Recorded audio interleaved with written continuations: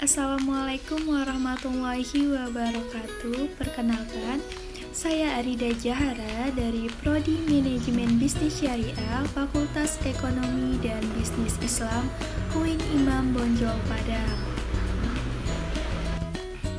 Saya akan mempresentasikan kembali tentang pemaparan materi pengantar bisnis yang merupakan bagian dari ujian komprehensif saya dengan dosen Bapak Ariandi Mahartika Adib SEMM. Untuk pemaparannya sebagai berikut.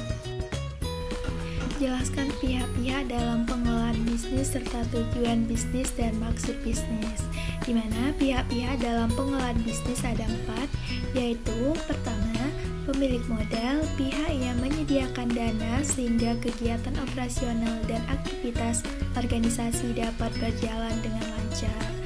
Yang kedua ada manajer, seorang yang memiliki tanggung jawab untuk menjalankan dan mengelola organisasi bisnis sehingga mencapai tujuan yang direncanakan oleh pemilik modal. Yang ketiga ada tenaga kerja, merupakan pengelola proses produksi perusahaan untuk memenuhi kebutuhan dan keinginan konsumen akan produk yang berkualitas. Yang terakhir adanya konsumen. Konsumen merupakan pengguna produk yang dihasilkan oleh organisasi bisnis. Tujuan dan maksud dari bisnis ada 5. Yang pertama, pemenuhan kebutuhan dan keinginan konsumen. Contohnya, produk sepeda motor untuk sarana transportasi yang mudah dan fleksibel. Kedua, ada keuntungan usaha. Semua organisasi bisnis menginginkan keuntungan secara finansial atas usaha yang mereka lakukan. Yang ketiga, adanya pertumbuhan dan perkembangan yang berkelanjutan.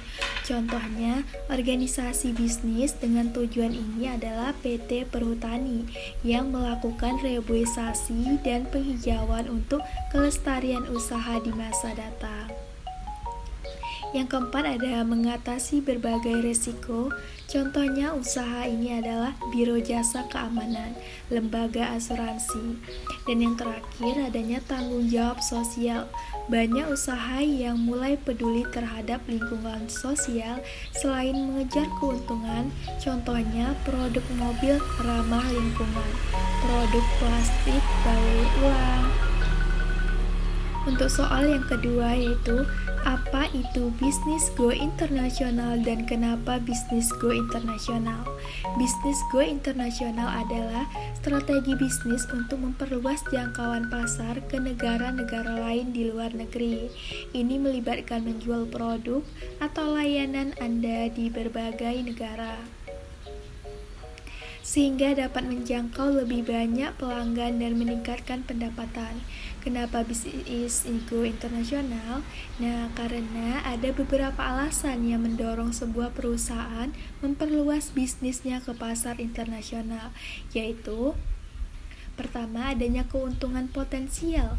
Globalisasi semakin membuka pasar ke seluruh dunia dan memberikan kesempatan yang besar untuk memperoleh keuntungan yang semakin besar. Yang B, adanya profit margin. Globalisasi semakin mempermudah perusahaan untuk mengkombinasikan berbagai faktor produksi dari berbagai negara dengan harga murah sehingga biaya produksi dapat ditekan. Hal ini dapat meningkatkan profit margin penjualan produk perusahaan. Yang C, adanya permintaan konsumen yang stabil dan kuat. Pasar globalisasi menjanjikan konsumen dari berbagai negara sehingga penjual produk tidak hanya tergantung pada suatu negara. Yang D, bahan baku.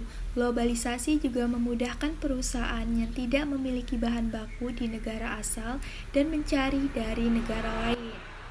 Yang E, adanya teknologi. Salah satu tujuan globalisasi perusahaan adalah untuk memperoleh penerapan teknologi yang semakin pesat dan tidak tertinggal dari perusahaan pesaing. Yang terakhir adanya efisiensi usaha.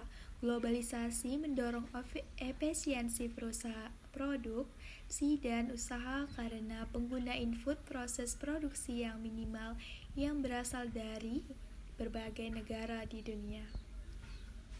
Untuk soal yang ketiga yaitu jelaskan tingkatan partisipasi bisnis beserta contohnya.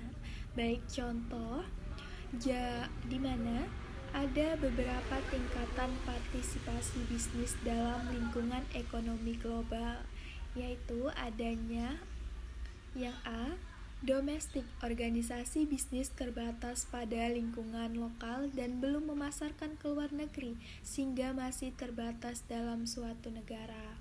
Contohnya, sebuah toko kelontong yang hanya menjual produk di satu toko tanpa memperluas ke pasar luar negeri. Bisnis ini fokus pada kebutuhan lokal dan beroperasi dalam batasan wilayah tertentu. Yang B, ada bisnis internasional. Seiring perkembangan usaha dan mulai jenuhnya pasar domestik sebagai akibat ketatnya persaingan, organisasi bisnis dapat memperluas pangsa pasar ke negara lain, yaitu memasuki pasar internasional. Contoh, PT Kawaram Indonesia. Perusahaan ini memproduksi salah satu produsen tekstil. Yang C, ada multinasional. Perusahaan internasional yang membangun pabrik di luar negeri akan memasuki fase perubahan multinasional jika dia memiliki sejumlah pabrik di berbagai negara yang berbeda. Tujuannya untuk memaksimalkan perpaduan biaya produksi yang murah dengan biaya distribusi yang murah. Contohnya, McDonald yang menyesuaikan menu mereka dengan selera lokal sambil mempertahankan identitas merek global. Yang D atau yang terakhir, global, di mana seiring dengan banyaknya perusahaan global, maka beberapa perusahaan mulai memilih suatu lokasi pabrik di berbagai negara dan melakukan sinergi agar pabrik untuk memproduksi produk secara efektif, efisien, dan fleksibel. Contohnya perusahaan teknologi. Untuk soal yang keempat ada jelaskan bentuk-bentuk organisasi bisnis dan ekspansi bisnis. Nah, di mana adapun bentuk-bentuk dari organisasi bisnis yaitu A, badan usaha perorangan. Perusahaan perorangan merupakan suatu usaha yang kepemilikan dan pengelolaannya dilakukan oleh perorangan atau individu. Kelebihan dari perusahaan perorangan yaitu mudah mendirikannya, keuntungan menjadi milik sendiri, tidak dikenai pajak ganda, dan memiliki kebanggaan atas usaha sendiri. Yang B, persekutuan, di mana persekutuan merupakan suatu usaha bisnis yang dimiliki dua orang atau lebih untuk memperoleh keuntungan bisnis secara bersama. Keuntungan utama persekutuan yaitu kemudahan dalam pembentukan, adanya kolaborasi pengetahuan dan keterampilan dari masing-masing anggota, sumber daya lebih besar dan juga belum dikenai pajak ganda. Adapun ekspansi bisnis sebagai berikut. Yang pertama yaitu penggabungan atau merger. Merger merupakan penggabungan dua atau beberapa perusahaan menjadi satu. Yang B, adanya akuisisi. Akuisisi merupakan pembelian suatu perusahaan oleh perusahaan lain atau investor lain dengan tujuan untuk mempermudah dan memperkuat dukungan terhadap perusahaan yang sudah ada. Yang C, pengambil alihan secara paksa. Pengembangan usaha juga dapat dilakukan dengan melakukan pengambilan secara paksa. Suatu bisnis yang dilakukan dengan cara melakukan penawaran atas saham di pasar modal yang ada sehingga harganya akan naik dan investor memiliki kecenderungan untuk melepas saham mereka. Yang D, terakhir, leverage buyer. Leverage buyer merupakan pengembangan usaha dengan cara membeli usaha orang lain dengan menggunakan dana pinjaman atau hutang, sehingga investor tidak perlu memiliki modal yang besar untuk membeli satu perusahaan. Dan soal yang terakhir atau soal yang kelima, jelaskan daur hidup produk atau produk lifestyle. di mana daur hidup produk atau produk lifestyle merupakan tahapan yang dilalui oleh suatu produk dalam pengembangan pemasarannya. Produk memiliki urutan waktu yang dimulai dari tahap perkenalan dan diakhiri dengan tahap penurunan. Yang A, tahap perkenalan. Pada tahap ini, produk baru dikenalkan kepada konsumen. Produk diusahakan agar menarik konsumen dengan menjaga kualitas disertai dengan usaha-usaha pemasaran yang insentif. Yang B, adanya tahap pertumbuhan. Pada tahap ini,